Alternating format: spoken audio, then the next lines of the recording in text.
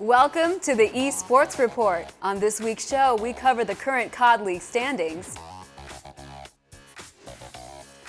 We have your top 5 plays of the week. As well, that will allow Freiburg to round the corner, but it won't allow him to get any further. And we check out what happened at IEM Katowice.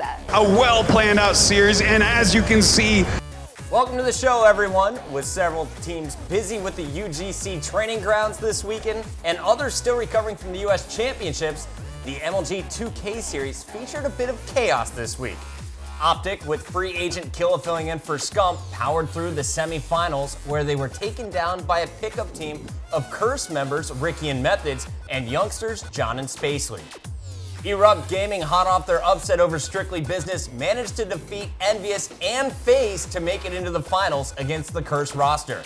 In the end, the slaying power of John and Methods was simply too much for Erupt, and Curse took the series 3-1. Justice, Curse New York, Team Caliber, and Complexity gathered at the UGC studio this weekend for a LAN boot camp to prepare for the upcoming World Championships. Now, while Complexity won the most games across the multiple 11-game series held for practice, Team Caliber came alive on Sunday to win the mock tournament that closed out the LAN. A little bit of a shocker there. In the MLG Call of Duty Pro League, FaZe continues to sit atop the standings as the only team with a winning record this past week, thanks to a 5-1 performance. Curse Las Vegas struggled to replace Killa, who's been released from the Curse organization, but still officially remains on the Curse LV roster. They won only a single game in their 3 matches. TK, Curse Youth, Optic, and Envy all slipped 1 game back this week as well with 1-2 records. The current standings have FaZe leading the pack. Finally, before we wrap up the Call of Duty portion of this show, we have one more interview from the US Championship. One of the biggest upsets of the bracket was when Strictly Business upset Complexity in Winners Bracket Round 2. And after their win, we caught up with Censor and got his thoughts on their massive victory. My name is Doug Censor Martin, and I just qualified for the Call of Duty Championships in Los Angeles. Well, we did just qualify, and it was the hardest bracket that we had. We had FaZe, and then we had Complexity, the best team in the game, and FaZe is obviously another top team. Going into Call of Duty Championships, first of all, we need to see where our seed is going to be. Right now, we're top 6 in the regional. We want to finish out with the 1 seed, play the 8 seed in Europe, and then 2 other teams from around the world. So we got to finish out this tournament before we look forward into the championship in Los Angeles. The first map we played against Complexity was Freight Domination. They started off really good against us. They got the B flag, they got control of the map. They went up by about 20 points. We came back into the game, we kept our composure, we started winning our gunfights. I started to overextend to their home flag correctly. I got on their flag, I made one of the guys go back, and that's when we started to get map control on them, and we just took it map by map and play by play. Well, we started off the game really strong on that Freight Blitz. Freight Blitz is probably one of our best maps. We're one of the best Blitz teams in our opinions. We know that Complexity's best map is Freight Blitz. We wanted to challenge them on that map. We wanted to take them out on Freight Blitz. And we just had way too much momentum at that point. We came back on the Search and Destroy. We knew going into the Blitz we had a great chance at 3-0 in them. Everyone played their part. Nobody took a play off. Everyone did their job, and we just secured the win. We were down 5-2 Complexity on the Sovereign Search and Destroy against one of the best Search and Destroy teams, and we're considered one of the worst. So the odds were against us, but going through my mind, I'm never going to quit. I'm going to take every kill, every play, the best I possibly can. Thankfully, my teammates were pushing the game back in our favor. Saints was getting a lot of kills, Apathy was getting a lot of kills, they were clutching up, and then we just started to pick up momentum, and from there, it was over. Aches the last man standing for Cole, and Strictly Business have taken it 6-2 in the US Championship. Ever since I started playing Call of Duty, no one thought I could be a champion. Nobody thought I could win. I decided to take off school for this semester. I made gaming my full-time job. I made it my priority. I probably spend at least 5 hours a day watching teams play this game, and then I spend another 4 to 5 hours playing a day too. So I knew going into this event that we had a really good shot at winning it and beating Complexity, and that's what we did. Everyone decides to doubt me because I like to open my mouth. I kind of put it on myself, but I never give up. And you know, with everything in my life, anything that I've done, whether it was sports, working out, gaming, I never decided to quit. I always try to move forward and persevere and do the best I can. Going into COD Champs, I expect Complexity to come back from the losers bracket and qualify for COD Champs, and I think they will still be the hardest competition at the event. I don't think I'm going to revolve everything that my team and I do around that one team. We know how to beat them, we know how to play the game. We're just going to come out, we're going to play our game, we're going to take it play by play. If we win the Call of Duty $1 Million tournament, I have 2 different choices and options that I'm going to do with the money. One would be to invest all of it for college and quit gaming 100% and just go as a full-time student. I train every day because I want to walk onto a D1 football team. It's my dream to play in the NFL. I think the sky's the limit, and if I do win that, I'm going to strongly consider going to college full time. However, I love this so much. I've been gaming ever since I can't even remember, 5, 6 years old. So if I do win this money and opportunities present themselves, then maybe I'll make gaming my full-time job, and I'd love to do that for the rest of my life if I could.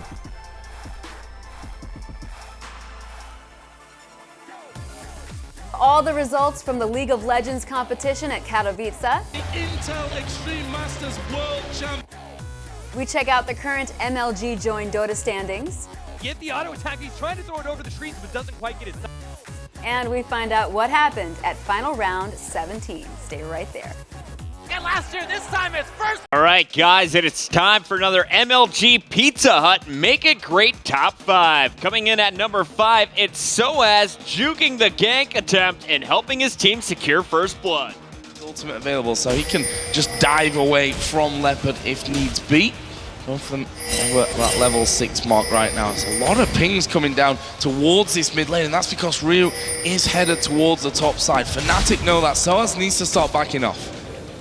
Well, at the moment, you do see also Peke was following up there. He actually backed away from this one. Cyanide is there. They have that ward in the tri-bush. It gave them vision. They knew that LeBlanc is still there. Ryu is going to put some incredible burst out. Does manage to catch him with the axe. Dragon Descent being used. Nice juke down from Cyanide, but is it going to be enough? He's on the turret. The Rebel comes out. Cyanide comes in. Cyanide got first blood. He's going to go down to Ignite. At number 4, Paradigm's Hagger absolutely destroys Filipino champ. And the crowd is... Oh! There we go. The boost out. The boost powered up. Ow. But what can he get out of that? Oh, okay. Some headbutts to the chest. That's what he can get. Oh, this excites me when he gets hit. Oh my God, we got stuff. Oh, he went for the violent axe. I think that's what's going on. Did he just... Oh! No, did you put it on your card? Do you have some tech that I don't know about? Oh! I thought he was in a pile driver. What? He can't do it! There you go! Did you get it? Oh! That was so ridiculous. That was so ridiculous. Momentum shift. It's the momentum shift. Oh, riding Hagger rat. He put it all on the table. He started riding spinners, and he takes the win. It's 2-1. Paradigm puts it on the board. Snacks goes full-on sneaky beaver mode to pick up a hat trick at our number 3 spot. Who was coming around the corner and a little bit too intricate, mowed down by a bulldozer that is Neo. And Gali, oh, you would have bet your house on him hitting that frag. Forrest picks him off. He is down in the M by Taz. They're a man to the good here, Virtus Pro, but that is massive. But Snacks is walking around and just walking in a Snacks wonderland. He gets himself a hat-trick of frags. He waited, and then he finished off the job. You just have to wonder, when was he going to pull? At number 2, we're back to Counter-Strike. Snacks might push all the way down and try and come behind, but didn't happen, and he'll join the NIP raiding party on this A site in just a moment. He's the one with the bomb, in fact, and it's going to be a 5-on-3 in towards that A site. Pasha bound to see action any second now as Freiburg will come through. They ping out a flash. Pasha's flashed as well. That will allow Freiburg to round the corner, but it won't allow him to get any further. Pasha unleashes hell as NIP come back with 2 of their own. Exist claims 2 before Pasha gets his hat-trick. He gets the 4th. This is sensational play from Pasha. He's picked off by Get Right in the end, who's going to have to go big here. He puts the bomb down. There's a Molotov coming his way as he'll get out of there, and then we'll get dropped by Snacks. And what you need in moments like this are big players. And Virtus Pro's big players are showing up. And once again, Basha, how you seen that? Finally, at number 1 this week is the insane ending of the second game between Polt and Hero. He doesn't actually have that many buildings. There's an extractor over on the right-hand side as well as a pylon in the middle. So he's going to get the Nexus. That will reveal all the buildings, but he has so much money to build another Nexus. Yeah, he doesn't have many probes left. They're getting chased down right now. Uh-oh. Hero! Wait, where are they all? Does he have some with the army? He has some with the army as well. He does need to build extra buildings. The pylons. Wait, no, the pylon's going to fall! He needs to make another building! Oh my God! Oh my God! Oh my God! Bolt! He had the money to make another building! But he sniped it out! Hero can't believe it as well! The Spodek Arena in Katowice, Poland was jam-packed with tens of thousands of esports fans for the IEM Season 8 World Championship. The best teams and players in League of Legends, Starcraft 2, and Counter-Strike Go gathered for a huge prize pool and the right to call themselves world champions. In League of Legends, the Korean team KT Rolster B came in as the favorites. Led by their playmaking jungler Insec and the bot lane duo of Mafa and Score, KTB reached the finals without dropping a single game. They faced off against Fnatic, who hasn't been quite as strong as they were back in 2012. Despite a shaky start in this year's LCS season, Fnatic proved they have what it takes to make it to the finals of a global tournament. KT Rolster carried the momentum from their earlier rounds into the finals, where they swept the European crowd favorites in a convincing 3-0 series. Insec led KT with stellar play on Kha'Zix until Fnatic finally banded away in Game 3. Insec went back to his signature Lee Sin, allowing KT to control the pace of the game from start to finish. Peke gets himself the double kill, but the super minions are surely too much. There goes the Nexus. The KT Bullets are the Intel Extreme Masters World Champions here. A clean sweep coming in over Fnatic. KT earned $60,000 for their victory. Fnatic went home with $30K. Congrats to KT. Now, the Starcraft 2 tournament in Katowice was possibly the most hyped heading into the event. The winner-take-all $100,000 first prize was unparalleled in the competitive Starcraft 2 scene and made for an intense battle from start to finish. The finals came down to a pair of Korean Protosses at the top of their game, SOS and Hero. Now, SOS has shown a lot of aggressive strategies in the past and didn't hold back with $100,000 on the line. He opened the series with 2 proxy gateway builds in a row, surprising everyone and putting Hero on the back foot. Hero managed to fight back and take Game 3, but SOS won the next 2 and closed out that series 4-1. The Mothership core goes down, small victories over and over again for SOS. Another Stalker goes down, all the props are offline, and we are maybe about to have the World Championship winner here at the Intel Extreme Masters. Probes get a good surround here. Hero can't believe it. GG! Give it up for the world champion, SOS! SOS goes home with $100,000, and this is his second 6-figure win in the last 6 months. The Protoss also won the WCS Grand Final, which was also worth $100,000. So you're telling me that this one player has made over $200,000 in the last 6 months? Yeah, pretty much. You must be pretty good with that keyboard and mouse. Congratulations, SOS, on another big win. But Desi, I gotta get your thoughts. This is a very unique tournament format that we're seeing in esports where winner takes all, serious prize pool. What are your thoughts on that situation? Well, it's obviously positive for the winner. He doesn't have to share anything, but going in, if you don't think you're gonna win, don't even waste your time. We knew Hero or SOS was gonna win this, so both of them were legitimately making the right choice entering the competition. Well, good work, SOS, handling that pressure well. Well, that was not the only tournament with a $100,000 prize pool. Counter-Strike Global Offensive is back in the limelight. 16 teams clashed at the EMS1 finals in Katowice as over 400,000 viewers watched in person and at home.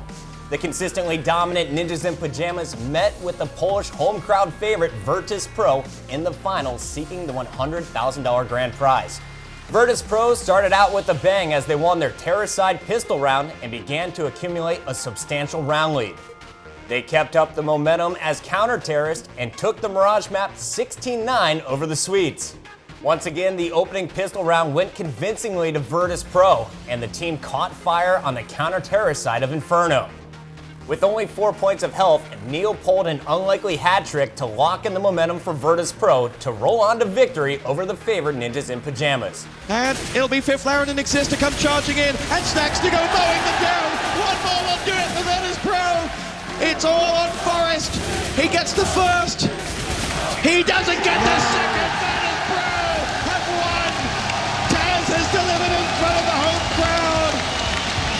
crowd. Rounding out the top 4 were LGB Esports and Team Dignitas. When we return, we'll have all the highlights from the most recent stage of the MLG Join Dota Invitational. Auto attack, he's trying to throw it over the trees, but We'll find out what's going on in the Infinite Crisis Invitational. Punch you right when you flash attacks in, and that's the game that... And we check in with Final Round 17.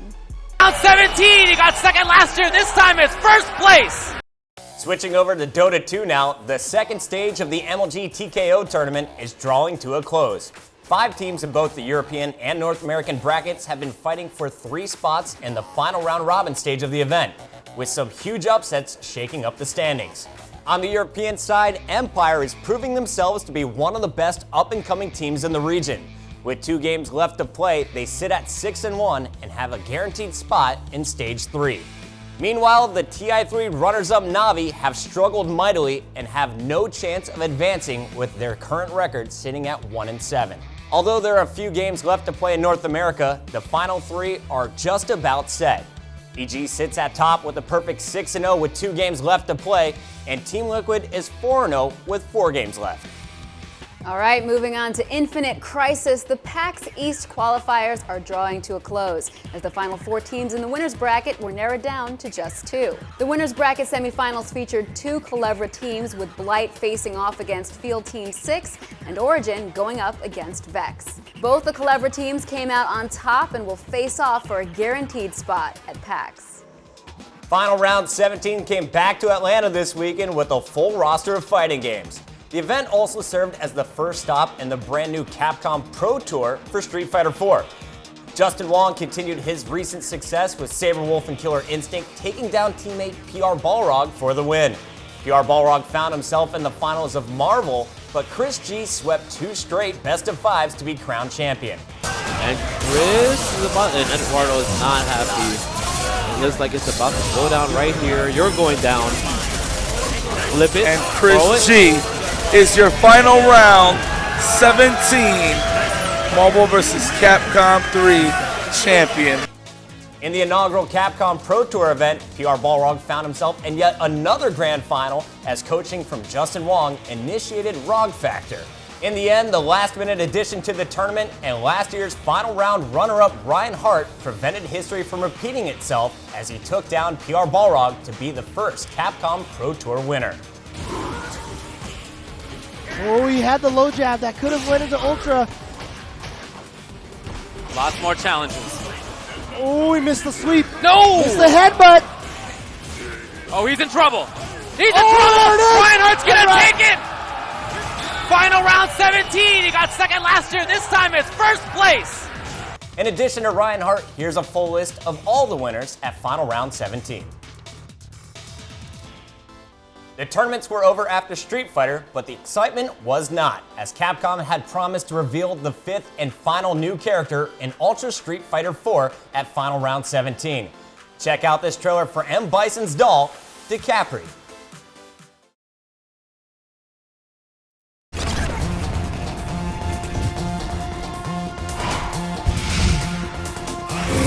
Execute.